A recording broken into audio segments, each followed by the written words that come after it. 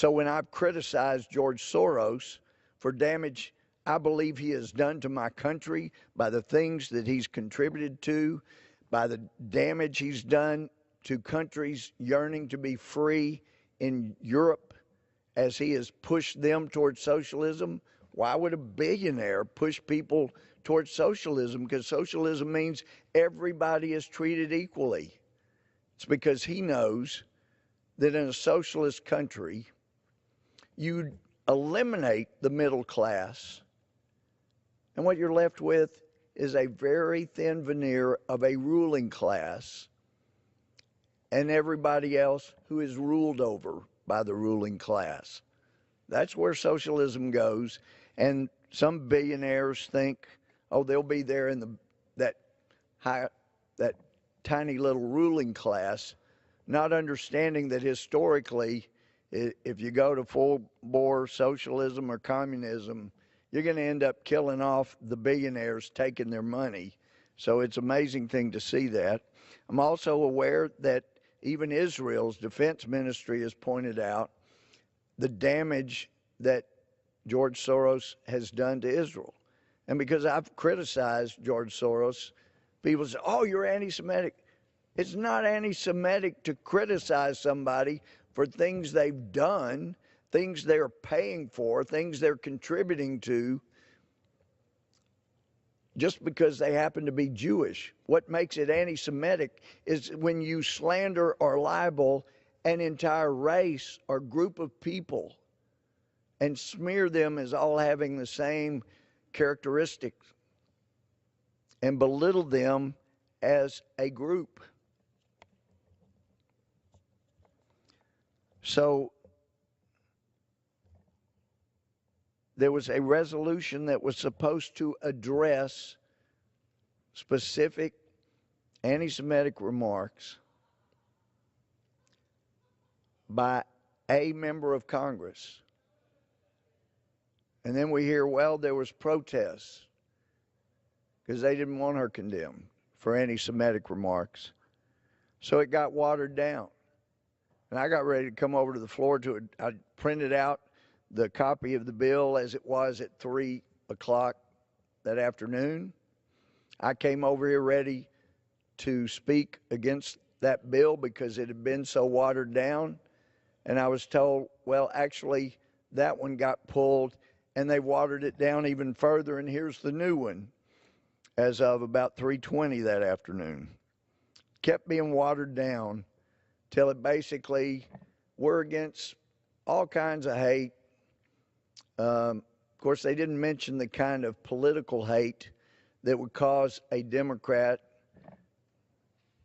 and if it had been a Republican who supported Donald Trump, that would have been what everybody talked about. Oh gosh, that's what Trump inspires. But since it was a Bernie Sanders supporter, I don't know of any Republican, including me, who has blamed Bernie Sanders for the criminal that shot Steve Scalise and tried to kill my baseball friends, colleagues. He wanted to kill them all. But that wasn't singled out.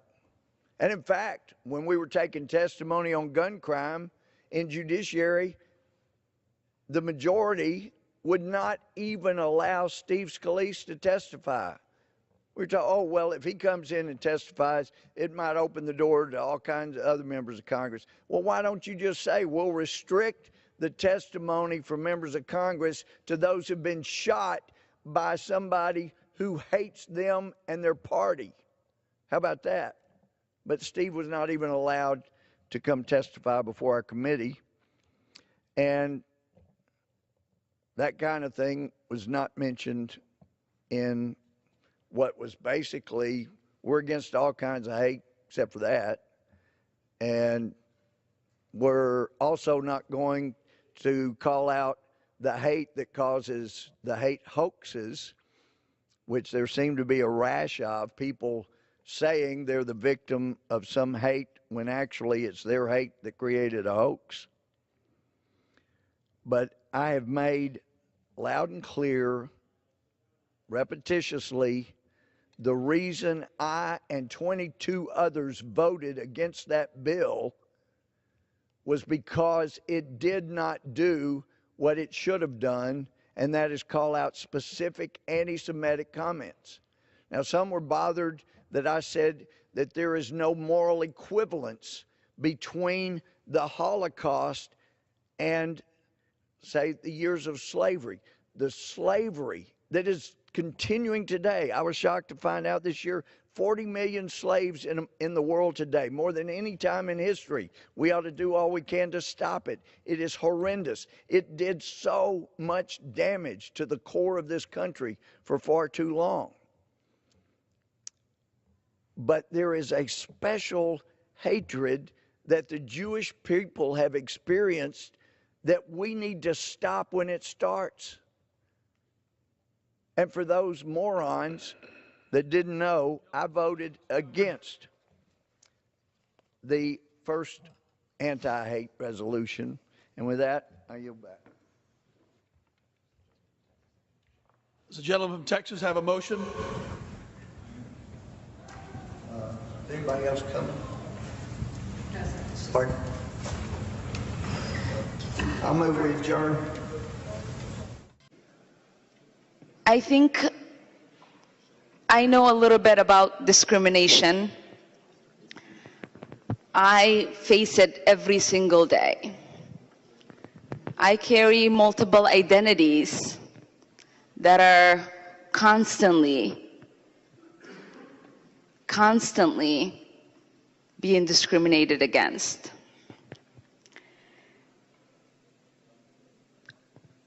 I thank the author for thinking about this particular bill, but I am saddened by the particular purpose I believe this bill serves. Some of the members in this room have spoken to and would like to believe that this is a particular bill that is to support the Jewish community. Some would even think that this is a great bill because we are a body that is fighting against discrimination. If those two things were true, there would have been a great support for Representative Hornstein's amendment. I believe that this is the kind of thing we bring forth so that we create more division. We further a narrative that says particular people's concerns, the oppressions that they may feel, the ways that they might see they might want to use their freedoms in order to oppose a government that they might feel is oppressing, is not okay. And they don't have a right to do so. As many of you know, I come from Africa. And I wasn't old enough to know all that was happening in South Africa when the apartheid was prevalent there, when South Africa was an apartheid state. But I remember my grandfather talking to me about the stories of apartheid South Africa and telling me how that conversation shifted because so many people of conscience, so many people who understood that it was obviously immoral for countries to continue to support South Africa have decided that they were going to engage in boycotts of that government so that that system would go down. And so what we might see today and what we might not agree with because it is not a popular discourse, might actually be a reality that some people might be living in. And we here in Minnesota, certainly in this body, who are not educated enough to understand the nuances of the people who are living in Israel and Palestine, are going through, should not be having these conversations about what is appropriate and what it isn't. I certainly never advocate for any kind of discrimination. I never will. But what I do advocate for is for all of us to work towards furthering peace in the world. And I do believe that you never get to having peace without justice. That is a fundamental thing that first must happen before we further peace. We know, and I'm certainly saddened by the rise of anti-Semitism, and I have been part of a community that has been raising funds to support the Jewish community in this time of need. Because as my community is struggling with the particular ban that our president wants to put on us, the Jewish community has been side by side, fighting with us, making sure that we have the resources that we need. Because I think there is a particular connection and brotherhood and sisterhood that Muslims and Jews have. One that is fundamentally based in our shared space in history, our shared land, and one that we will never forget. But what governments do and what is based in systems are very different. They truly are. And so I oppose this bill. I would love to have voted for a bill that would have expanded our ideals of fighting against discrimination, in being a body that actually stood up against all discrimination. I don't want to be part of a vote that limits the ability for people to fight towards that justice and peace. Thank you. The gentleman from New York is recognized. Well, thank you, Mr. Speaker. Let's all be honest with each other. We are here today, right now, because of anti-Semitic rhetoric from one member of this chamber said again and again and again. We would not be on this floor right now otherwise to discuss this topic.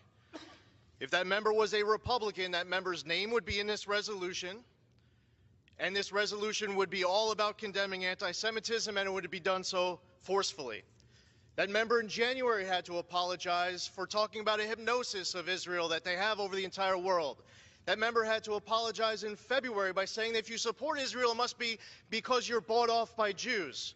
That member called it an unequivocal apology, even though she filled it with equivocation. And now we're back again, this time by saying that if you support the U.S.-Israel relationship, that you must have pledged allegiance to a foreign government. Except this time that member is refusing to apologize. Even if you gave that member every benefit of the doubt that she had no idea what she was doing, why now wouldn't she be apologizing? Why would she be more emboldened to refuse an apology altogether?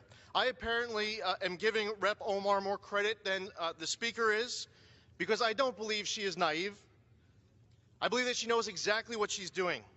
It is an American value, by the way, to have reasonable, legitimate criticism of a government, whether it be the U.S. government, Israel, or any other government. It is not an American value, though, to be hurling anti-Semitic rhetoric. Anti-Semitism must be condemned unequivocally and emphatically. We have members of this chamber who associate with Louis Farrakhan, who says, quote, Hitler was a very great man. Let's talk about a double standard. In January, we all came to this chamber. We condemned white supremacy. We named a Republican member. We kicked that member off of his committees. He can't serve on the Small Business Committee, but this member will continue to serve on the House Foreign Affairs Committee. But no, now we can't come here and just emphatically, solely, forcefully condemn anti-Semitism and name names, but if it was a Republican, we would. It's time to call out these statements for what they are. Pointed, bigoted, unreasonable, illegitimate, anti-Semitic. I commend my colleagues on the other side of the aisle who have been speaking out about all this anti-Semitism. A few members come to mind. Chairman Engel, Congressman Deutsch, Congressman Nadler, Congresswoman Lowy, Congressman Gottheimer. Many of my colleagues on the other side of the aisle, I believe to their core, know how very wrong this is, and there are many other members to name as well. And I'd be remiss if I didn't take this opportunity to say thank you to each and every one of them, because support of Israel, support of Jews, standing against anti-Semitism has been bipartisan in the past. It should be bipartisan today and should be bipartisan for every moment in the future. I yield back.